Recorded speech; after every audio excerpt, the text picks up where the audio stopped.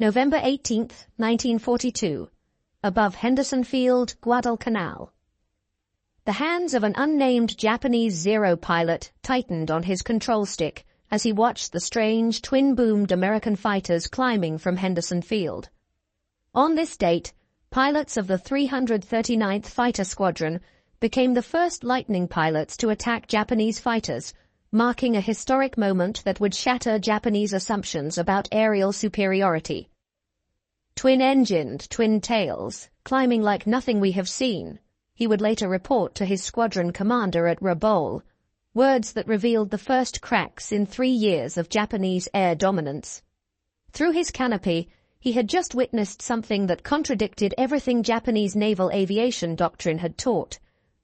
American P-38 Lightning fighters, those peculiar twin-boomed aircraft that Japanese intelligence had dismissed as heavy and clumsy, had climbed from sea level to combat altitude faster than his Mitsubishi A6M20 could match. In China, in the Philippines, over Pearl Harbor, the Zero had reigned supreme. No Allied fighter could match its climb rate or maneuverability. Yet here, above this blood-soaked island, American pilots in their twin-engined fighters were dictating the terms of battle from altitudes the Zero struggled to reach. The P-38s from the 339th Fighter Squadron claimed 3 Japanese aircraft during this first combat engagement, executing attacks from heights that rendered the Zero's legendary turning ability useless.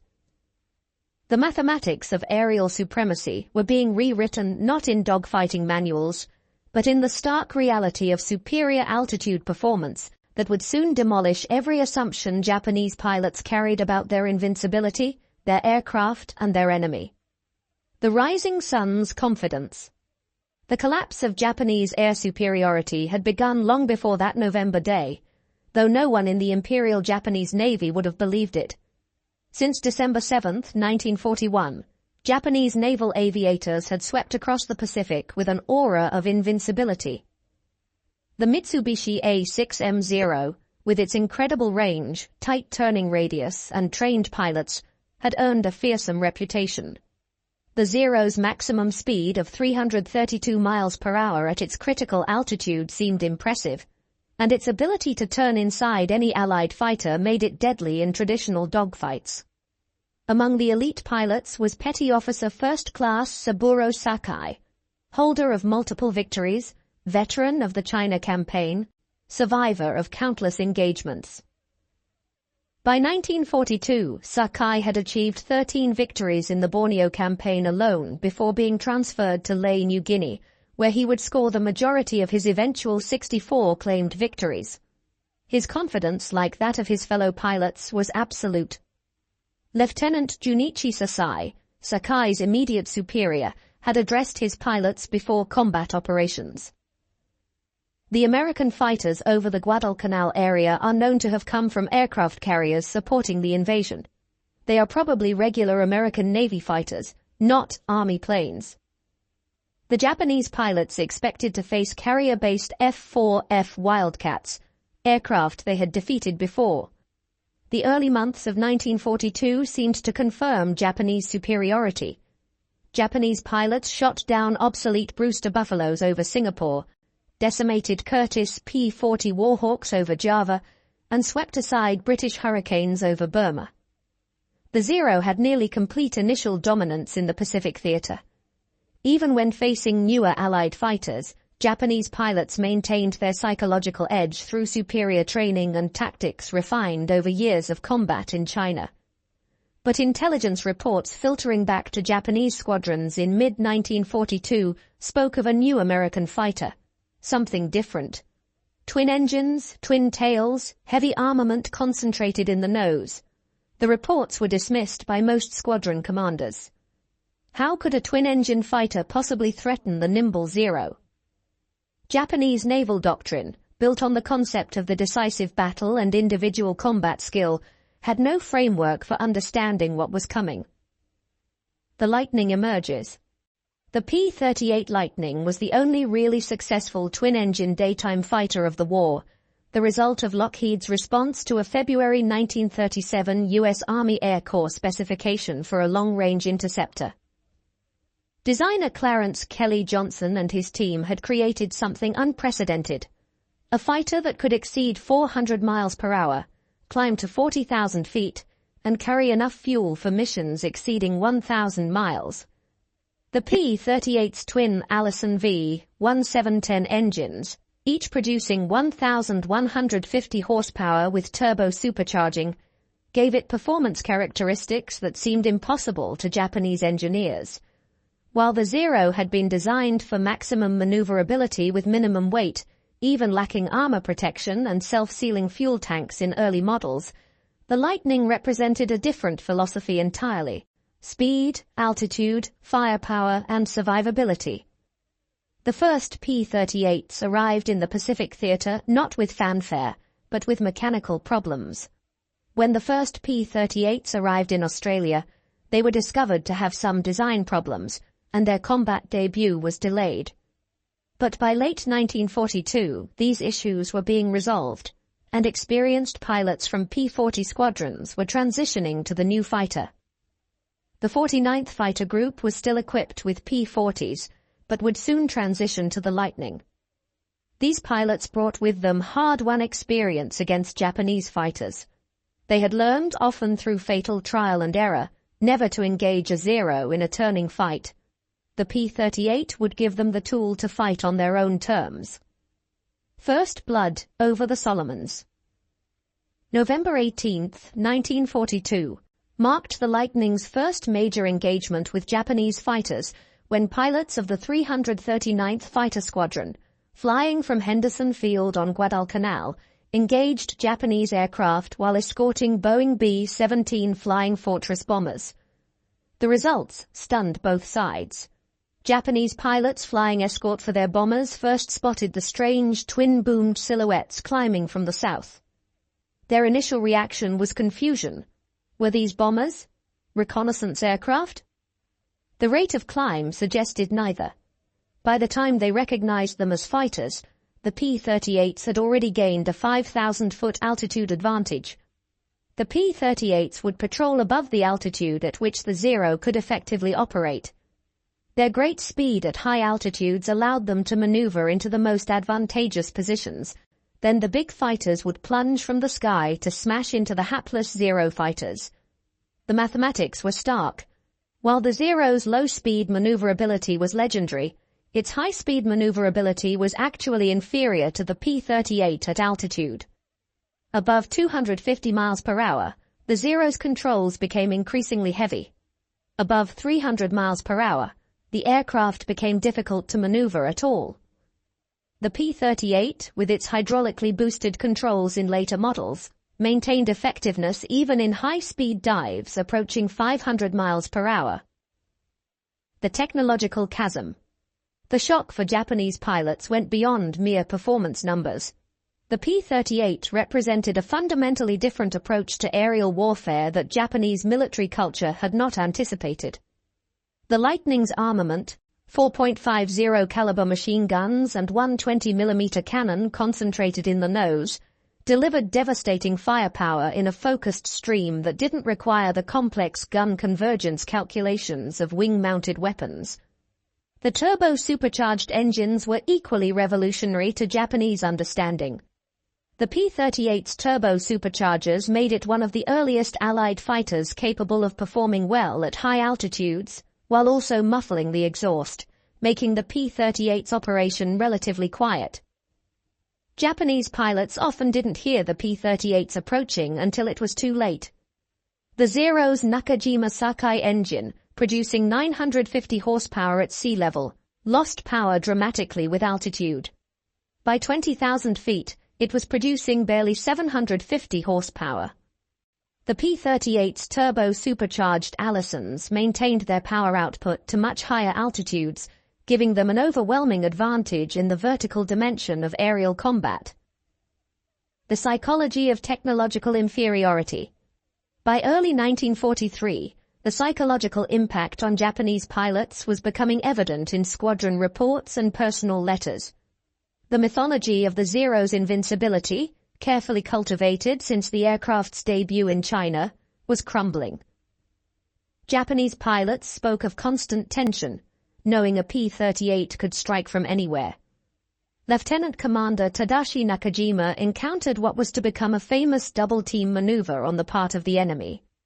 Two Wildcats jumped on the commander's plane. He had no trouble in getting on the tail of an enemy fighter, but never had a chance to fire before the Grumman's teammate roared at him from the side. Nakajima was raging when he got back to Rabaul. He had been forced to dive and run for safety. This experience against Wildcats was nothing compared to what the P-38 would bring.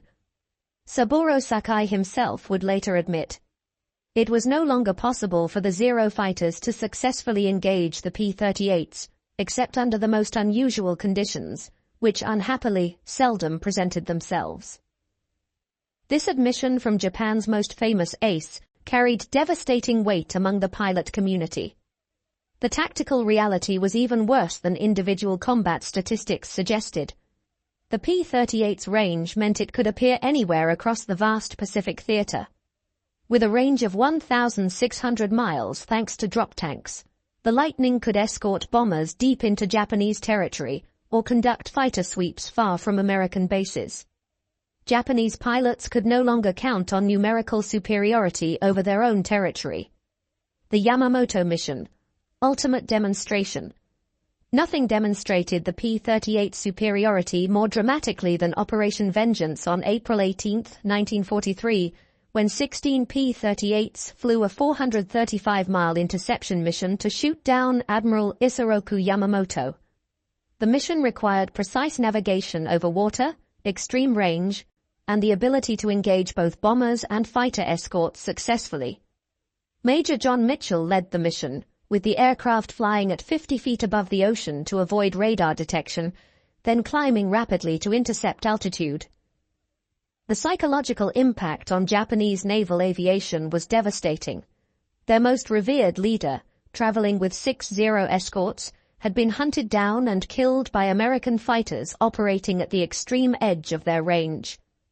Zero pilot Kenji Yanagiya, who had been in Yamamoto's fighter escort, witnessed the attack. His testimony revealed the shock of the Japanese pilots at the P-38's capabilities. The Lightning pilots had appeared from nowhere, executed their attack with precision, and escaped before the Zero escorts could effectively respond. The American pilots had calculated the interception to the minute, arriving exactly when Yamamoto's flight was most vulnerable, descending for landing. This level of operational planning, combined with the P-38's performance, represented capabilities Japan simply couldn't match. Tactical evolution and adaptation. As 1943 progressed, American pilots refined their tactics to maximize the P-38's advantages. The boom and zoom attack, diving from altitude, firing, then climbing away before the enemy could react, became standard procedure. Japanese pilots found themselves helpless against these tactics. The first air-to-air encounter between the Japanese and the P-38 resulted in 15 Japanese shot down to only 1 P-38. These lopsided victories became increasingly common as American pilots gained experience with their new mount. The Japanese attempted various countermeasures. They tried using dive brakes to force overshooting attacks. They attempted to lure P-38s into low-altitude turning fights. They even developed new loose formations to better spot incoming attacks. Nothing worked consistently. The performance gap was simply too large. Industrial reality behind the performance. The P-38's superiority reflected a deeper truth about American industrial capability that Japanese pilots were only beginning to grasp. By war's end, over 10,000 P-38s would be manufactured, with 18 distinct models representing continuous improvement. Each new variant addressed weaknesses and enhanced strengths based on combat experience. The P-38J model, arriving in late 1943, incorporated hydraulically boosted ailerons to improve roll rate, addressed cockpit heating issues that had plagued earlier models in Europe, and featured improved turbo-superchargers for even better altitude performance. Japanese aircraft development, meanwhile, struggled to produce incremental improvements to the Zero design. Captain Minoru Genda, the tactical genius behind the Pearl Harbor attack, privately admitted to colleagues in mid-1943. "We are not just facing a superior fighter, we are facing a system of continuous improvement we cannot match. Each new American fighter we encounter is better than the last." The pilot experience divergence. The technological gap was amplified by diverging pilot quality. By mid-1943, Japan was losing its experienced pilots faster than they could be replaced. The grim realities of Japan being unable to adequately replace war losses in materials and skill were becoming apparent. Training programs were shortened from 2 years to less than 6 months. New pilots arrived at combat units with less than 200 hours of flight time. American pilots, conversely, were arriving with 400 to 600 hours of training. They had practiced combat tactics in advanced training units, studied gun camera footage from actual combats, and trained on multiple aircraft types. When they transitioned to P-38s, they received specialized training in twin-engine operations and high-altitude combat tactics. Mechanical complexity and reliability. The P-38's twin-engine configuration provided another advantage Japanese pilots hadn't fully appreciated: survivability. With 2 engines, even severely damaged Lightnings could limp home on a single propeller. The psychological impact of this reliability was profound. Japanese pilots, flying single-engine aircraft over vast stretches of ocean, faced death if their engine failed. The Zero's extreme range came at the cost of minimal armor and self-sealing fuel tanks. A single bullet in the wrong place meant a fiery death or a long swim in shark-infested waters. The intelligence war. By late 1943, Japanese intelligence warned pilots to avoid duels with the Lightning, noting its terrifying diving speed, accuracy, and ability to appear unexpectedly. These intelligence reports, circulated among Japanese squadrons, revealed a growing understanding of their disadvantage. One captured Japanese document from December 1943 stated, "The P-38 type fighter must be considered the most dangerous American aircraft in the Pacific. Its speed and climb rate exceed anything we can achieve. Engagement should be avoided unless possessing overwhelming numerical superiority and advantageous position." This admission, that Japanese pilots should avoid combat with American fighters, represented a complete reversal of the warrior ethic that had defined Japanese naval aviation. The psychological impact was devastating. Pilots who had been trained to seek combat at every opportunity were now being told to run from the enemy. The aces tell the tale. The emergence of American P-38 aces provided stark evidence of the fighter's superiority. Major Richard I Bong became America's highest-scoring ace with 40 victories, all scored in P-38s. Major Thomas B. Maguire achieved 38 victories before being killed in January 1945. These scores, achieved in less than 2 years of combat, exceeded what most Japanese aces had accomplished in 3 or 4 years of war. Over 1,800 Japanese aircraft would fall to P-38s in the Pacific theater. This tally represented not just aircraft destroyed, but experienced pilots lost, pilots Japan could never replace. Each victory diminished Japanese air power exponentially, as training programs struggled to produce even basically competent replacements. Technical innovation continues. As 1944 progressed, the P-38 continued to evolve while Japanese aircraft development stagnated. The P-38L model featured uprated engines producing even more power at altitude, improved cooling systems, and rocket launchers for ground attack missions. These aircraft could carry substantial bomb loads in addition to their standard armament. Japanese pilots watching P-38s transition from air superiority missions to devastating ground attacks realized they were facing not just a superior fighter, but a weapons system of unprecedented versatility. The cultural shock. Beyond the technological superiority, Japanese pilots struggled to comprehend the American approach to air combat. The Japanese had elevated aerial combat to an art form, emphasizing individual skill and warrior spirit. The Americans treated it as an engineering problem to be solved with superior technology and tactics.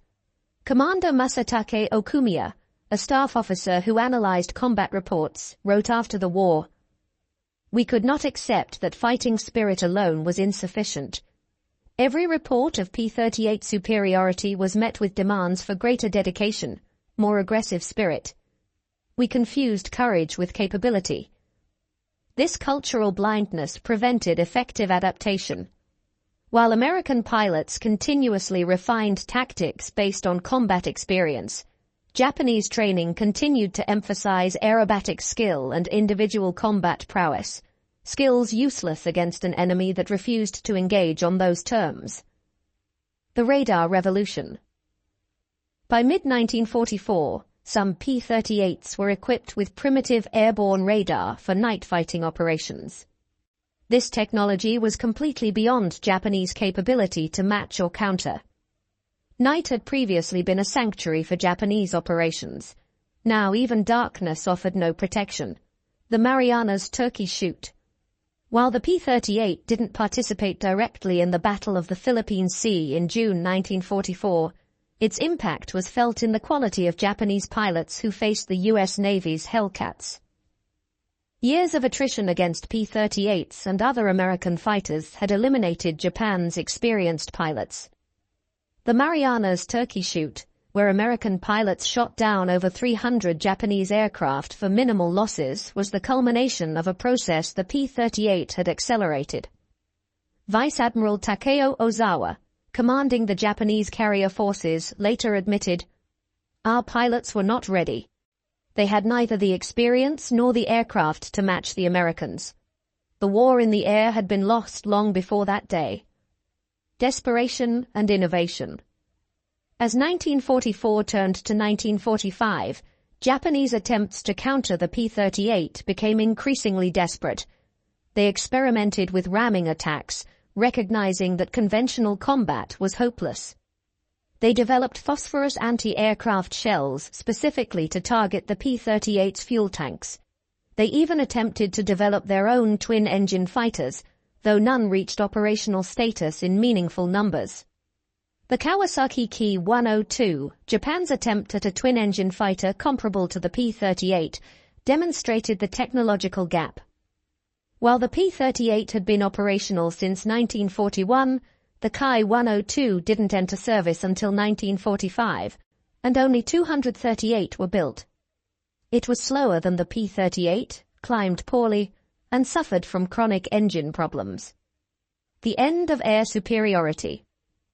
By early 1945, Japanese pilots no longer spoke of air superiority or even air parity. They spoke of survival. The P-38, along with other American fighters, had established complete dominance over Japanese airspace.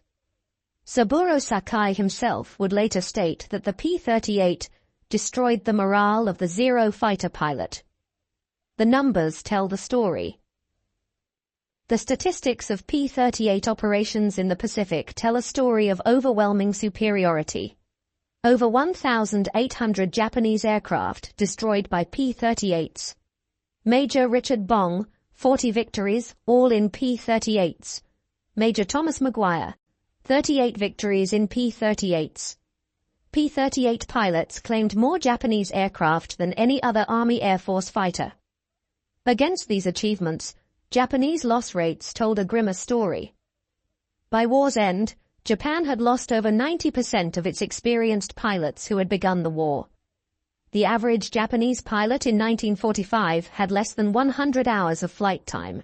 They were not warriors, but sacrificial lambs sent against an enemy they had no hope of defeating.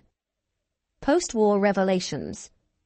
After Japan's surrender, American occupation forces conducted extensive interviews with surviving Japanese pilots and commanders. These interviews revealed the full extent of the psychological impact the P-38 had inflicted. Commander Masatake Okumiya admitted, "The P-38 broke our confidence completely. We had believed in our superiority, in our aircraft, in our training. The Lightning showed us we were wrong about everything. It wasn't just faster or better armed. It represented a way of war we couldn't match." one Japanese pilot interviewed stated, "On my first confrontation with the P-38, I was astonished to find an American aircraft that could outrun, outclimb, and outdive our Zero, which we thought was the most superior fighter plane in the world." The technical analysis. Post-war technical analysis revealed the full extent of the performance gap. Mitsubishi A6M20. Maximum speed 332 miles per hour at critical altitude. Service ceiling 33,000 feet, struggling above 25,000. Climb rate 3,100 feet per minute, decreasing rapidly with altitude. Range 1,930 miles, exceptional for its time.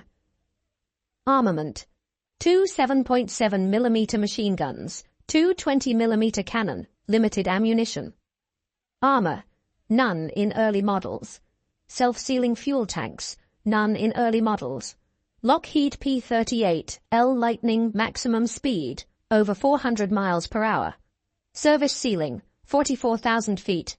Climb rate, 4,750 feet per minute at sea level. Range, 1,600 miles with drop tanks. Armament, 4.50 caliber machine guns, 120 mm cannon. Armor, extensive pilot protection, self-sealing fuel tanks, standard. The numbers revealed a complete mismatch. The Zero had been designed for a different war, one where individual combat skill and maneuverability determined victory. The P-38 represented industrial-age warfare where technology, production capacity, and systematic improvement determined outcomes. The industrial context. The P-38's superiority reflected American industrial might that dwarfed Japanese capacity. Lockheed produced over 10,000 P-38s during the war. Japan produced approximately 10,000 Zeros total, but spread over a longer period and with declining quality as the war progressed. American production methods, utilizing assembly line techniques perfected in automobile manufacturing, could produce P-38s faster than Japan could train pilots. Each P-38 incorporated thousands of specialized components manufactured to precise tolerances, a testament to American industrial coordination that Japan couldn't replicate. The Allison engines powering the P-38 were masterpieces of engineering, incorporating supercharging technology, precision manufacturing, and metallurgy beyond Japanese capabilities. While Japanese engines required extensive hand-fitting and adjustment, American engines were essentially interchangeable, simplifying maintenance and improving reliability. The training disparity. By 1944, the gap in pilot training had become a chasm. American P-38 pilots received specialized twin-engine training, including 100-plus hours on twin-engine trainers before touching a P-38, engine-out procedures and asymmetric thrust management, high-altitude physiology and oxygen system management, gunnery training using camera guns and towed targets, formation tactics and mutual support procedures, escape and evasion training, comprehensive aircraft systems knowledge. Japanese training by 1944 consisted of basic flight instruction, 50 to 100 hours, minimal combat tactics training, limited gunnery practice, ammunition was scarce, no specialized high-altitude training, emphasis on spirit over tactical doctrine, preparation for special attack, kamikaze missions. The result was predictable. American pilots arrived in theater as skilled professionals. Japanese pilots arrived as barely competent sacrifices. Tactical evolution. The P-38 forced fundamental changes in aerial combat tactics.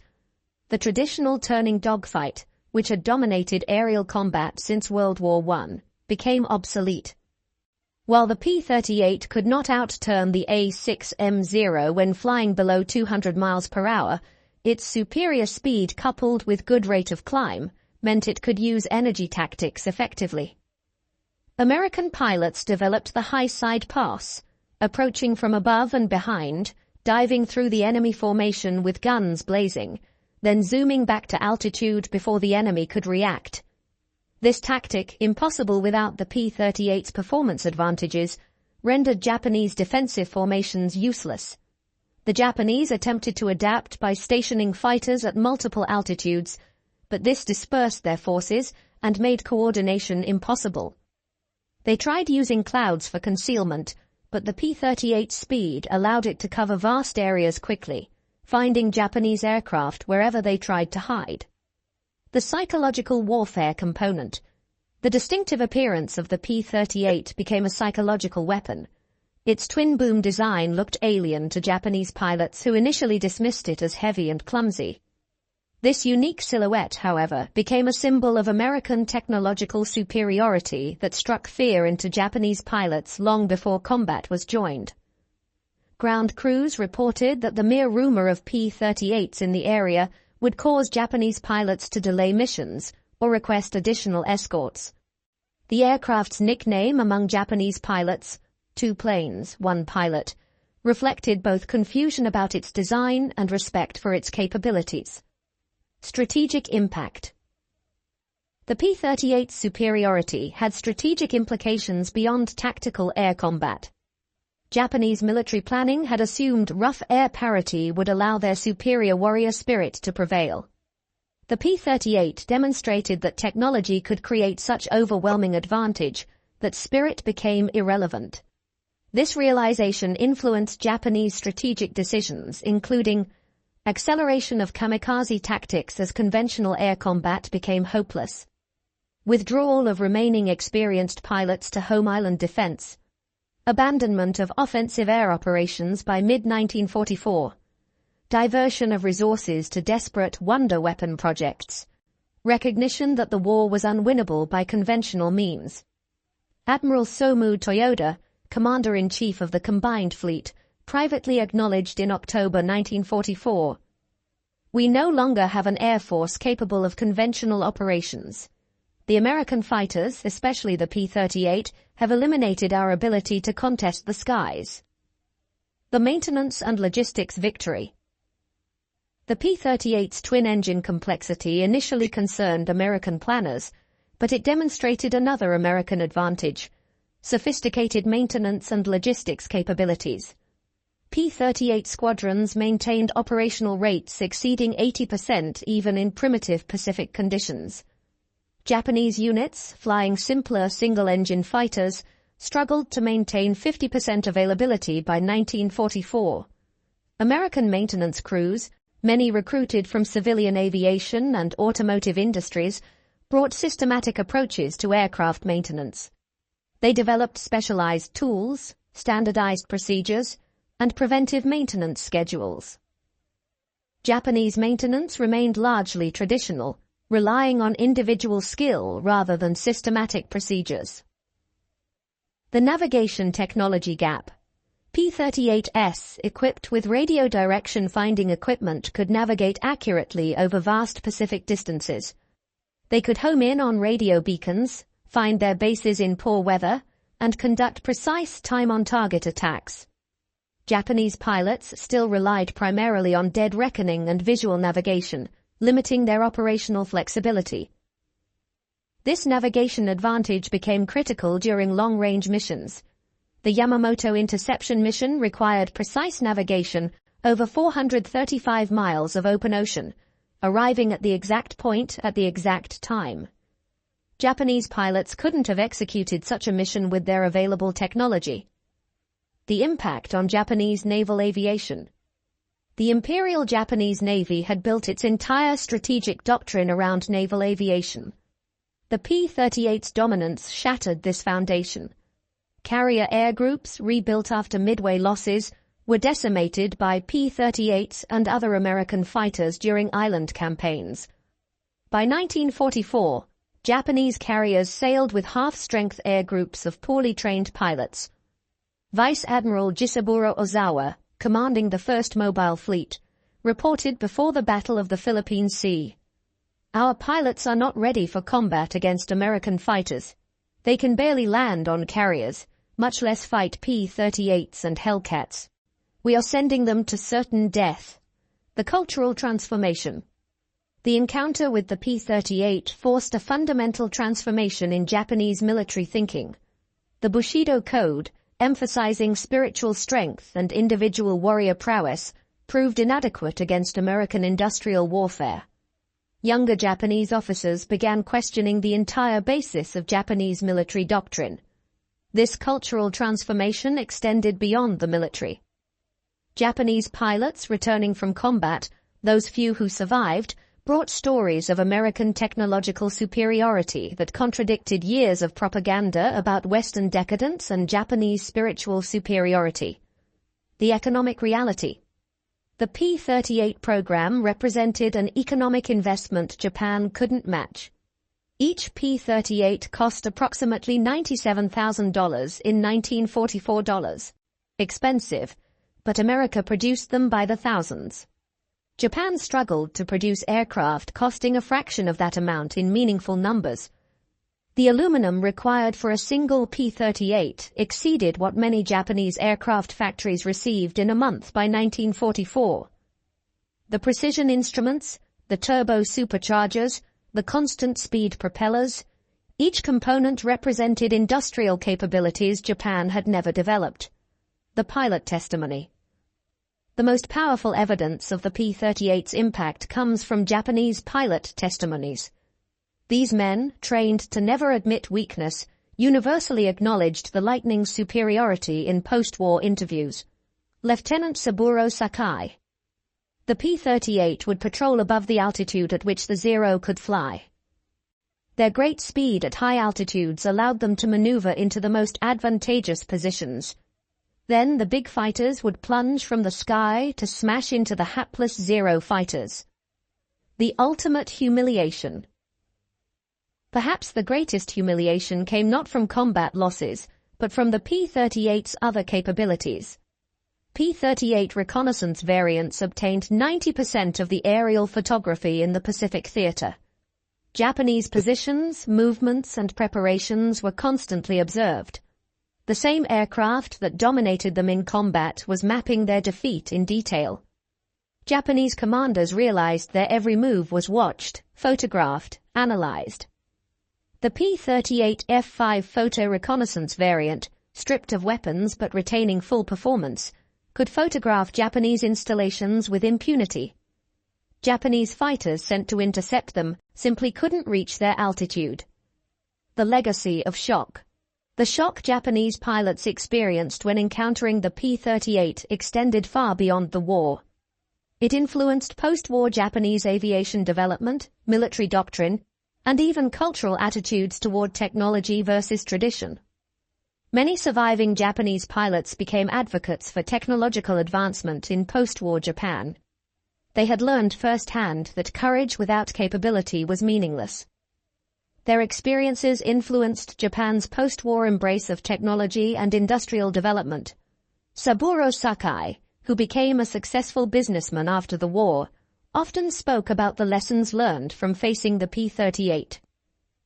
The Lightning taught us that we must never again fall behind technologically. It showed us that industrial power, not warrior spirit, determines victory in modern war. The technical innovation race. The P-38's evolution during the war demonstrated American advantages in rapid technical innovation. Problems identified in combat were quickly addressed in new production models. Compressibility issues led to dive flaps. Cold cockpits led to improved heating systems.